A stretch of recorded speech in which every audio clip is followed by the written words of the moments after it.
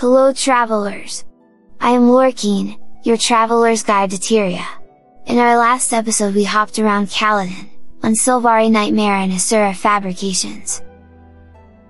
Today as promised, we will go to the beach. Close to the shores of the Sea of Sorrows, on the Sandycove Beach, we find a small Sylvari settlement. Not long ago, when the first Sylvari ventured out here to harvest supplies, the beach was peaceful, no undead had stepped on it yet, while the drakes and scale ignored them. But then undead have begun washing up onto the shore. Their attacks made the drakes and scale aggressive. So you see why each villager who decided to stay here is a brave soul, as this place is far enough from the grove for them to fall just out of the warden's protection.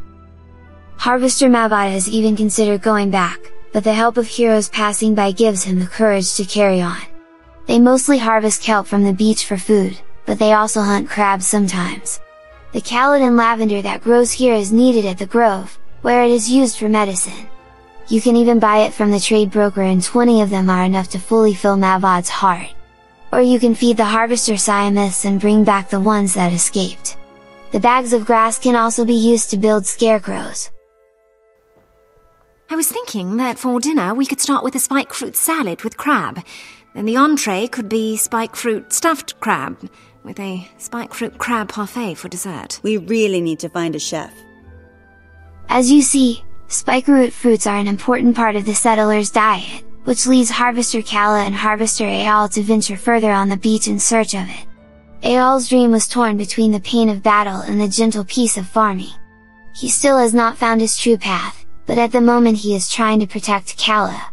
He thinks she is an adventurer at heart, often more impetuous than smart. This is why he will ask you to stay close to her as they collect the fruit, as she needs your help more than him. Well, that was a bit more exciting than I'd hoped. The world grows more dangerous with each passing moment. You should be more careful. Isle, we've been over this. I've but one life to live, and I intend to experience all of it, good and bad. Your nonchalant regard for your safety never ceases to amaze me. If you help them, Kala will sell you a spoon. I mean a shovel with which you can bash and smash a foe's defiance bar. She will also sell you a peeled spikeroot fruit, to improve your condition damage.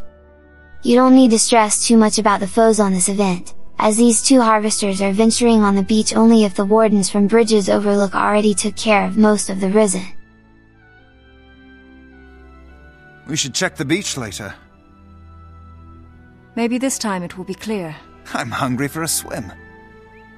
Initially Brigid's Overlook was just a warden tower, the furthest from the grove. It was named and established by Brigid, the first warden to leave the grove and expand the defensive circle farther out. She intended for this tower to monitor the shores. And she died by the water, fighting the risen. Only pieces of her were discovered. But Brigid left behind a legacy of excellence and efficiency, and the wardens here are well trained. They don't need a lot of help, unless they are directly attacked, when you can join in to protect or liberate the place. During these events, Sara will gladly give you a mortar seed turret to plant around for defense. She is a local seed shaper, and because of the destruction the undead have brought, she now shapes seeds to be born as weapons of war. Sara puts herself and her turrets between the risen and the settlement. If the defense is successful, she will even sell you these seeds that can grow into a red mortal turret that does damage, a blue one that shoots frozen balls, or a healing yellow turret. In time the Overlook slowly grew to become a full settlement, as the newly awakened Sylvari have a great desire of experience and adventure. Warden Captain Noe is in charge here, and he remembers well when he was brash in his lust for life after awakening, before he came to understand pain and suffering. Because of this, he truly appreciates your efforts to protect the settlers. Toya will tell you how the Sylvari came here to learn, as the grove offers a controlled and safe environment, in contrast to life as a whole. So they needed to embrace the wilderness and build their own lives. Kiniana will tell you Brigid's story, and she seems to be under the impression that Caledon's is around. He is one of the firstborn in Cycle of Dusk's luminary, a kind soul who helps newly awakened Sylvari interpret their dream. Caledon's is also a shaper whose work stretches from making the whole grove habitable to inventing the seed turrets to use against risen. So maybe he came here at some point, since he and Sard share that trait, but these days you find him at the Dreamer's Terrace in the Grove, if you are born in the cycle of the dusk. Behind the overlook there is a patch of ground that looks recently disturbed. You can disturb it even more to wake up a veteran ancient Maguma worm and its hatchlings, which you can kill for a hero point. Ah, Bayhaven. The Lion Guard constructs such beautiful outposts. All day long I hear the sounds of construction, and yearn to make the journey across the inlet to converse with travelers, and hear their tales of adventure. But the undead numbers have become so great as to make the journey too perilous. It makes me sad to think about the experiences we will miss. As Sylvari started to establish themselves as a race, the Lion Guard took this opportunity to expand commerce routes and bring the Lion Road to the Grove. We talked about the Lion Road and its Lion Guards when we visited the Haven in Queensdale. Link in the description. We have 3 Haven in Caledon Forest. The closest to the Grove is Bay Haven. The fortification is still under construction, and because of this, the Lion Guards are understaffed and overworked. Once this is done, what's next? Road building, I think.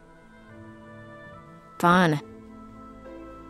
After finishing building at the fortress, the Lion Guards are planning to continue working on the Lion Road, which at the moment is completely done only until the town of Kotal a bit to the north. But until then, Sheriff Nora won't spare any soldiers for the protection of the road. And with the Nightmare Court having a couple of camps nearby, traveling on this road tends to be very dangerous. That is why you will sometimes find a Soundless villager waiting in front of the Haven. She came here to get supplies and now she is looking for someone to help her on the trip back to her village. I hope you don't mind if we run. The less time spent on this road, the better. The Soundless are a group of Sylvari who choose their individuality. They try to cut themselves off from the voice of the Pale Tree and they avoid sharing their thoughts and emotions with other Sylvari. This makes them seem strange to the others, who are used to picking up each other's emotions.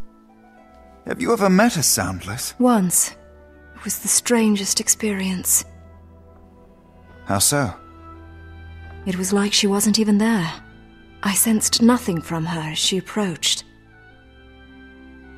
The Soundless used to live in Nalshead Refuge in Phileas Thorpe, but the Nightmare Court drove them out. Here, abandoned in the grass, you can find a tattered journal. The few surviving pages are barely legible and on the cover, someone has written in an elegant hand, chronicling the separation. It documents the struggles of one of the Soundless, with gaining peace of mind by blocking the voices of the others. As they were making progress, the Nightmare Court attacked the village. Understandable, the Soundless felt the desperation of not having a safe place, trapped between either sharing their mind with the Sylvari, or succumbing to the nightmare.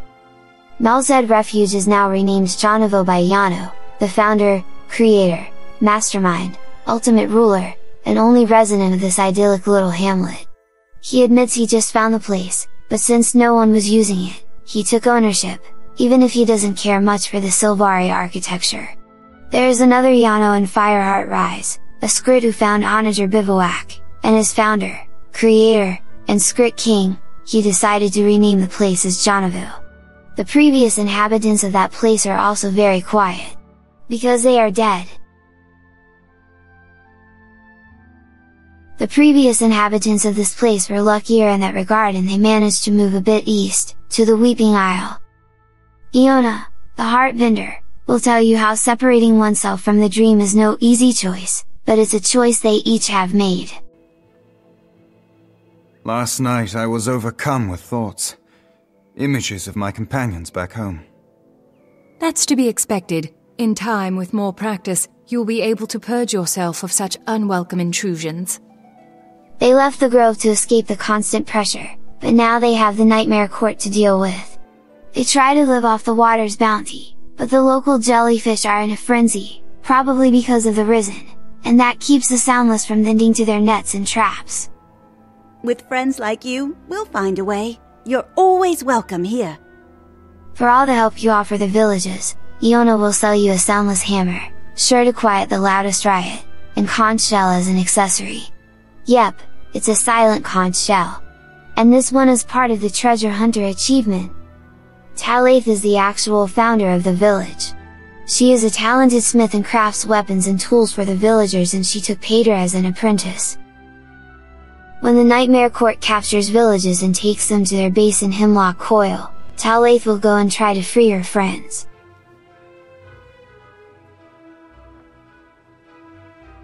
The land here is twisted and dying. The Nightmare Court must be close. Hold a moment. I see movement ahead. Well, well. A successful raid, I see. Put them in the cells. Protect her while she is helping the Soundless escape, and Talaith will be grateful. It's over. Pay me a visit on the island. I have something special you may want to see. When they are back safely, 3 juvenile blue moas will be spawned in this cage, so any willing ranger can charm them. Talaith will also sell you a bottle of silent liqueur. It was triple distilled in silence. You shake the bottle but hear nothing. Another Sylvari harassing that Nightmare Court base is Tovar. He is still recovering from his last confrontation with them. The camp at Hemlock Coil is a glorified prison, where Nightmare Court has bent plants, spiders, and hounds to their will. Time for some sport. Hounds, kill!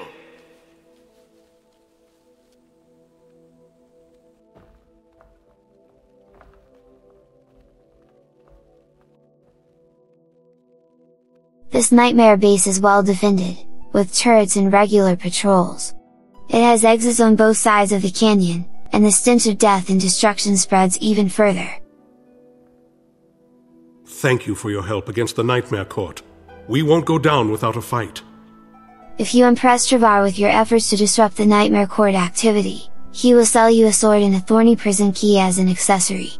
The key doesn't open anything else, but it does grow in a pretty pattern. And speaking of patterns, we will end our episode here. Hit that like button if you had fun and share your favorite bit in the comments.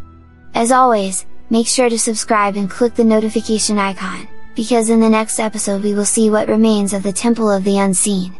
Until then, happy exploring!